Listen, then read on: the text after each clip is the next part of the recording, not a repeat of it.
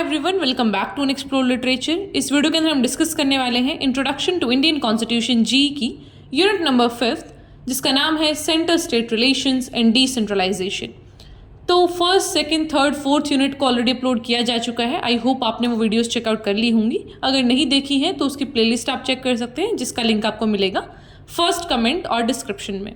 और अगर आपने अभी तक चैनल को सब्सक्राइब नहीं किया है तो प्लीज़ वो भी कर लीजिए। We are very near to 10K, तो जल्दी से वो भी करवा दीजिए। Now let's start the topic.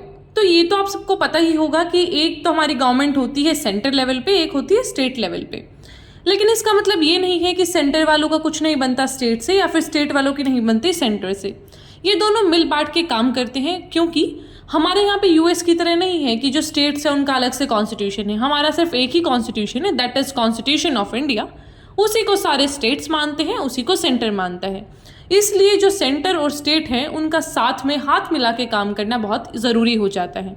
इसलिए जब हम सेंटर स्टेट रिलेशंस की बात करते हैं तो 3 एस्पेक्ट्स में जनरली डिस्कशन किया जाता है, लेजिस्लेटिव, एग्जीक्यूटिव और जुडिशियल पर्पसेस पे, या फिर हम फाइनेंशियल रिलेशंस भी देख लेते हैं। तो यही सारी चीज़ें हम डिस्कस करेंगे वन बाय वन। तो सबसे पहले बात करते हैं लेजिस्लेटिव रिलेशंस की। लेजिस्लेटिव रिलेशंस का मतलब है कि किसके पास कितनी लॉ मेकिंग पावर है, कौन किस दायरे में लॉज बना सकता है। तो जब हम कॉन्स्टिट्यूशन में देखते हैं तो 7th शेड्यूल बात करता है लॉ मेकिंग पावर्स की, जहाँ पे 3 लिस्ट मेंशन की गई हैं। उन लिस्ट के अंदर बताया गया है कि भैया आप ये काम करेंगे, दूसरे आदमी को बताया गया है तुम ये करोगे, और तीसरे आदमी को बताया गया है कि आप ये करने वाले हैं। So the 3 list are union list, state list and concurrent list. Union list में है स्टेट से रिलेटेड जो भी नेशनल इंपॉर्टेंस के सब्जेक्ट्स हैं वो, जैसे कि defence, foreign affairs, atomic energy etcetera. तो यहाँ पे जो पार्लियामेंट है वो लेजिस्लेट करता है, मतलब कि वो लॉ बनाता है। दूसरा आ गया स्टेट लिस्ट। यहाँ पे जैसा कि नाम है तो वो स्टेट के लिए है। तो ये जो लोकल और स्टेट गवर्नमेंट है वो लॉ इस पे बनाएगी, तो यहाँ पे स्टेट लेजिस्लेचर हो गया।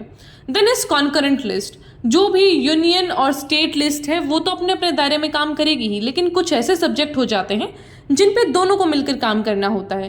तो वो सब्जेक्ट्स होते हैं education, marriage, bankruptcy, environmental protection. तो इस तरीके के जो भी लॉज होते हैं उन पे ये दोनों मिलकर लॉज बनाते हैं, पार्लियामेंट और स्टेट लेजिस्लेचर। लेकिन अगर इनकी आपस में नहीं बनी, बीच में पार्लियामेंट कुछ कह रहा है कि भाई नहीं मैं ऐसा नहीं बनाऊंगा, ये तो दूसरे तरीके से होगा, स्टेट लेजिस्लेचर कुछ और कह रहा है, तो इस केस में पार्लियामेंट की चलेगी, because parliament is the supreme. तो यहाँ पे यूनियन का जो लॉ है वो प्रिवेल करता है जब भी कोई कन्फ्लिक्ट होती है। तो फिर दूसरे नंबर पे आते हैं एडमिनिस्ट्रेटिव रिलेशंस। एडमिनिस्ट्रेटिव रिलेशंस का मतलब है कि वो जो लॉ बन गए अब उनको लॉ ऐसा आप इम्प्लीमेंट कैसे करेंगे और कोऑर्डिनेट कैसे करेंगे। तो कोऑर्डिनेशन के लिए क्या होता है कि डायरेक्शन और कंट्रोल रहता है सेंटर के हाथ में। तो जो यूनियन मिनिस्ट्रीज हैं वो अपने इम्प्लीमेंटेशन और डायरेक्शंस देती हैं कि भैया इस तरीके से तुम करोगे, तो स्टेट उसको मान लेता है। ये है इनके एडमिनिस्ट्रेटिव रिलेशन। या फिर इंटर स्टेट काउंसिल्स भी बनती है। तो आर्टिकल 263 के अंदर ये क्या करते हैं, अब देखो ऐसा नहीं है कि सेंटर की और स्टेट की लड़ाई हो रही होती है, 2 स्टेट्स की भी आपस में लड़ाई हो जाती है। तो उस वजह से इन्होंने इंटर स्टेट काउंसिल बना दिया कि यार देखो यहाँ पे बैठो और अपनी चीज़ों को सुलझाओ, ज़्यादा सिरदर्दी करने की ज़रूरत है नहीं। तो ये चीज़ें आपकी आती है इंटर स्टेट काउंसिल में। फिर आते हैं ऑल इंडिया सर्विसेज ऑफिसर्स। तो इसमें आपके यूपीएससी के थ्रू जो सिलेक्शंस होते हैं, आईएएस, आईपीएस, आईएफएस, तो ये लोग हैं जो वो सारे काम को करते हैं। मतलब कि इनको रिक्रूट तो करता है सेंटर, कि जब भी जो भी हमारा एग्जाम होता है वो सेंटर लेवल पे होता है, लेकिन ये जो लोग सेलेक्ट हो जाते हैं वो स्टेट लेवल पे जाके अपनी जॉब करते हैं। फिर अगला पॉइंट है पैसे के लेन देन का, कि भाई पैसा तो सारा सेंटर रख जाता होगा। यही समस्या है कि हमेशा इनकी ऐसे लड़ाई होती रहती है कि भाई तुमने ज़्यादा पैसा रख लिया, स्टेट बोलता है मुझे पैसा देते ही नहीं है। तो टैक्स और रेवेन्यू का कैसे शेयर होगा, उसके रिलेटेड हम फाइनेंशियल रिलेशंस की बात करते हैं। फाइनेंस कमीशन आता है जो कि हर 5 साल में अपॉइंट होता है, तो वो भी रिडिस्ट्रीब्यूशन की बात करता है कि इस तरीके से इतना सेंटर को मिलेगा, इतना स्टेट को मिलेगा, ऐसा ऐसे जाएगा ये। फिर होता है grant in aid. Grant in aid का मतलब होता है जब सेंटर किसी स्पेसिफाइड पर्पस के लिए, कि भाई तुम फॉर एग्जांपल यहाँ पे स्कूल बनवाओगे, एजुकेशन में इन्वेस्ट करोगे, तो इस तरीके से वो स्पेसिफिक पर्पस के लिए कुछ जो फंड देता है उसे बोलते हैं grant in aid. Then the fourth one is dispute resolution, कि अब लड़ाई तो हो गई, अब उसको सुलझाना तो पड़ेगा। ऐसा तो है नहीं कि लड़ झगड़ के कहीं और चले जाएंगे, अब एक घर के बर्तन हैं बजेंगे। तो वही चीज़ है, अगर हमें इन सबको शांत रखना है, यूनाइटेड रखना है, तो कुछ तो जस्टिस का मेथड होना चाहिए। तो यहाँ पे जुडिशियल रिव्यू लिया जाता है।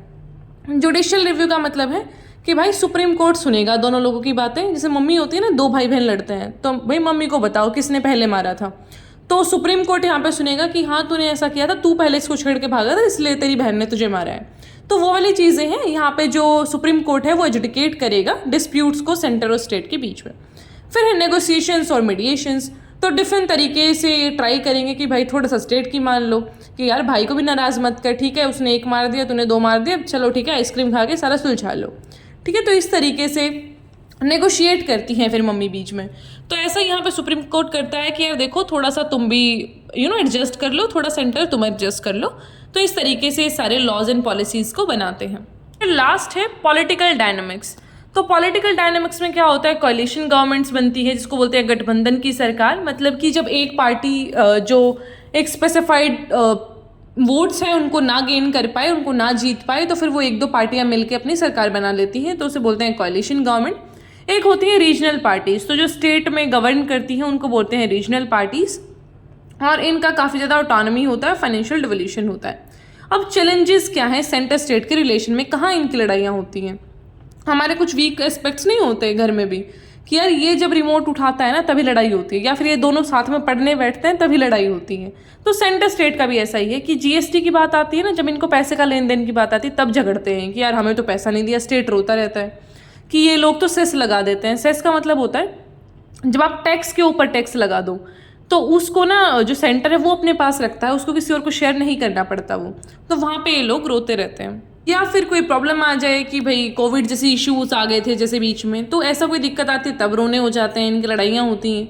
या फिर डिसेंट्रलाइजेशन, अब कोई भी इंसान नहीं चाहता कि वो अपनी पावर को किसी और को दे, तो जब इनको ऐसा करना पड़ा था 73rd और 74th कॉन्स्टिट्यूशन अमेंडमेंट से, तब भी इनको बड़ा दुख हुआ था कि यार ये हम अपनी पावर नहीं देंगे। Now our next topic is decentralization. Decentralization का मतलब है पावर को सेंटर से लेके लोकल गवर्नमेंट में देना। तो यहाँ पे हम पंचायती राज और म्यूनसिपैलिटीज़ की बात करते हैं कि भैया सेंटर से थोड़ा सा पावर लो और इन लोगों को बांटो, क्योंकि जो लोकल गवर्नमेंट है वो ही लोकल लोगों की प्रॉब्लम समझ पाएगी। अब मोदी जी को थोड़ी पता है कि मेरी गली की कौन सी स्ट्रीट लाइट खराब है, वो तो मेरे लोकल लीडर को ही पता होगी। तो यहाँ पे वही बात बताई गई है कि भाई लोकल लीडर्स को तुम पावर दो, उनको पैसा वैसा दो, वही सारी चीज़ों को ठीक करवाएंगे। तो यहाँ पे 73rd कॉन्स्टिट्यूशन अमेंडमेंट आया 1992 के अंदर, जहाँ पे पंचायती राज सिस्टम की बात की गई कि भाई 3 टियर का गवर्नमेंट बनेगा, 3 टियर सिस्टम बनेगा, जहाँ पे हम बात करेंगे ग्राम पंचायत की, पंचायत समिति की और जिला परिषद की। जिला होता है डिस्ट्रिक्ट लेवल पे, पंचायत समिति होती है इंटरमीडिएट लेवल पे, फिर आती है ग्राम पंचायत जो कि विलेज लेवल पे होती है। देखो यहाँ पे ये आर्टिकल मैंने मेंशन तो कर दिए हैं, पर तुम एक दो याद कर सकते हो, इतना ज़रूरी है नहीं एक एक आर्टिकल को बैठ के रटना, because this is not a prelims paper, ठीक है। तो आप सिर्फ अपना थ्योरेटिकल एस्पेक्ट याद करिए। ऑलराइट, सो आप यहाँ पे मेंशन कर सकते हैं कि क्यों इंपॉर्टेंट है डिसेंट्रलाइजेशन, किस तरीके से किया जाता है, तो एक दो आर्टिकल आप मेंशन कर सकते हैं। फिर आता है हमारा म्यूनसिपैलिटीज कॉन्स्टिट्यूशन अमेंडमेंट एक्ट जो आया था 1992 का, तो ये 74th कॉन्स्टिट्यूशन अमेंडमेंट एक्ट था।